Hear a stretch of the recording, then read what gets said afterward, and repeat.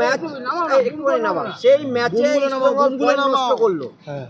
প্রাক্তন প্লেয়ার হিসেবে তোমার কি হলো, মনে হলো ম্যাচটা দেখে? তুমি আপনার বলো। ম্যাচটা দেখে আমার মানে ভালো লাগলো না, খুবই বাজে। তার মধ্যে এই কোচ কোচ কোচ কোচ সবাই কোচের দোষ দিচ্ছে, কোচের দিচ্ছে। আরে বাবা, এক একটা প্লেয়ার 4 বছর 5 বছর করে ইস্টবেঙ্গলে খেলছে, সবসময় কি কোচের পরামর্শেই খেলতে হবে?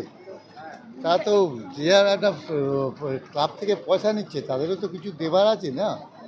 এইগুলো মানে একটা এত ভালো চান্স ছিল, যা স্টিল এখনও পর্যন্ত আমরা মোহনবাগানকে হারালে আমাদের অত চ্যাম্পিয়নশিপে থাকতে পারতাম, কিন্তু আমরা 1 নম্বর পজিশানটা হারিয়ে ফেললাম হয়তো। যাই হোক, আর বলার তো কিছু নেই, পারফরমেন্স খুবই খারাপ। জানি না ওই এই দুটো মিগুয়েলের শটটা আর ওই আর যে দূর থেকে যে শটটা মেরেছে রশিদ, এই দুটো শট ছাড়া ইস্টবেঙ্গল আর কোনো ওপেন করতে পারেনি। প্লাস প্লাস কোচ কেন 90 মিনিটস যে একটা রাইট ব্যাকের প্লেয়ারকে রাইট উইংয়ে কেন খেলালো, সেটা এখনও পর্যন্ত বুঝতে পারলাম না।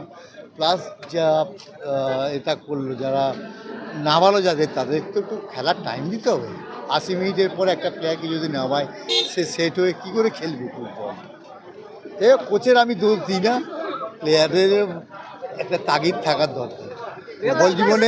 ফুটবল জীবনে প্রদীপদার আমলে যখন খেলেছি আমরা, সবসময় প্রদীপদার কথা মেনে আমরা কিন্তু ফুটবল খেলি। আমরা টিমের স্বার্থে খেলতাম। আমরা প্রদীপদা যেটা বলতো, কখনো কখনো প্রদীপদা সেই সব কথা ভুলে গিয়ে টিম কীভাবে জিতবে, কীভাবে আমরা, সত্যি কথা বলতে কি, আমি খুব একটা করি না, কিন্তু ফুটবল কেরিয়ারে আমি ইস্টবেঙ্গল ক্লাবে যেসব বেশ কিছু প্লেয়ার আছে, ইস্টবেঙ্গলে খেলার মতো যোগ্যতা তাদের নেই। আমরা যে কোনো মানে ফুটবল ম্যাচে আমরা যে কোনো দিনই 4-5টা ভালো ভালো সেন্টার করতাম, গোলে শট মারতাম।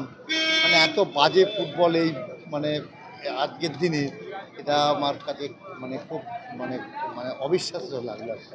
শুধু কোচকে দোষ দিয়ে কিন্তু লাভ নেই, শুধু কোচকে দোষ দিয়ে কোচ এই কোচ ওই কোচ। আরে বাবা, প্লেয়ার আমি টাকা নিচ্ছি, আমার টাকার বিনিময়ে আমাকে কী দিতে হবে? আমাকে ক্লাবকে রিটার্ন দিতে হবে, ট্রফি জিততে হবে।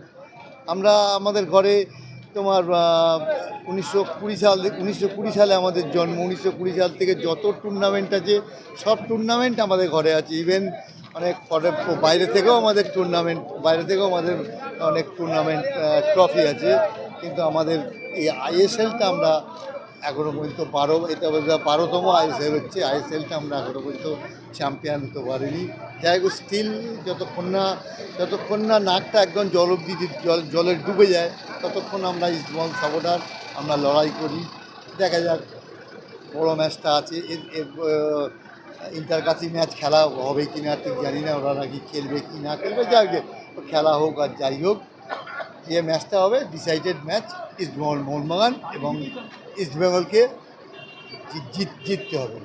ডার্বিতে কি সেই পুরনো ইস্টবেঙ্গলকে আমরা দেখতে পাবো, যে তোমাদের সময় যেটা দেখা গেছে, ইস্টবেঙ্গলের ঐতিহ্য আছে যেটা, যে খোঁজা খাওয়া ইস্টবেঙ্গল সবসময়? না, ডার্বি হচ্ছে ডিফারেন্ট টাইপের মাঠ। হ্যাঁ, ডার্বি কখনো প্রেডিকশান করা যায় না যে আমি আগের ম্যাচটা দারুণ খেললাম, ডার্বি ম্যাচটা ফাটিয়ে দেবো না।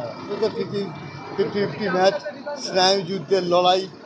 যে স্নায়ু চাপ কাটিয়ে উঠে যে ওই দিনের তার পারফরমেন্স ভালো করবে, সেই জিত।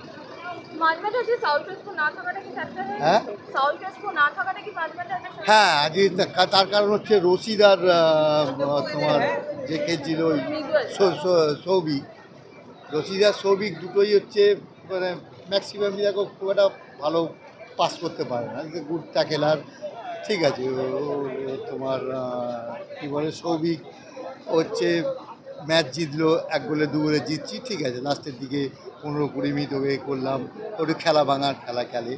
তাই কেসপোকে দরকার ছিল যে ফাইনাল পাসটা করতে পারবে। তার কারণ হচ্ছে ইস্টবেঙ্গল ক্লাবে আমি যা দেখলাম, একটাই প্লেয়ার, দ্যাট ইজ মিগুয়েলকে দেখে সেটি আর বেশ মানে আমি আগেও বলেছিলাম যে একটা ম্যাচ দেখে বলেছিলাম যে কিষাণুদে যে ধরনের পাস করতো, সেই ধরনের পাস ও সেদিনে অনেক কটা করেছে। হয়তো কিষাণুর সঙ্গে তুলনা করা ঠিক হবে না, কারণ ইজ এ গ্রেটেস্ট প্লেয়ার, কিন্তু ইস্টবেঙ্গল ক্লাবে যেটুকু খেলার মিগুয়েল খেলে যাচ্ছে।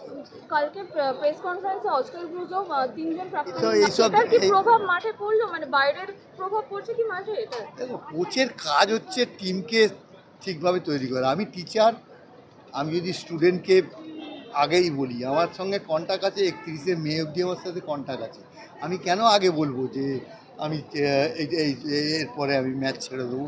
এতে তো প্লেয়াররা ডিমোরালাইজ হয়ে যাবে না। একটা শিক্ষক যদি বলে একটা প্লেয়ারকে একটা স্টুডেন্টকে যে আমি ভাই ছেড়ে দেবো, ওই করবো, তাতে তো প্লেয়াররা অনেকটা ডিমোরালাইজ হয়ে যাবে না। তাই ওনার উচিত ছিল যে একদম ম্যাচ শেষে থাকুক না থাকুক, 1920 সালে ইস্টবেঙ্গল স্থাপিত হয়েছে, অনেক বড় বড় কোচ খেলে গেছে, অনেক বড় বড় প্লেয়াররা গৌরবান্বিত করে গেছে, সুতরাং কে থাকলো কে থাকলো না তাতে আমাদের কিছু না। কিন্তু ওনার অ্যানাউন্সমেন্টটা আমার ভালো লাগলো আফটার ফিনিশ দ্য সিজন, তখন যদি অ্যানাউন্স করতো তাহলে আমার একটা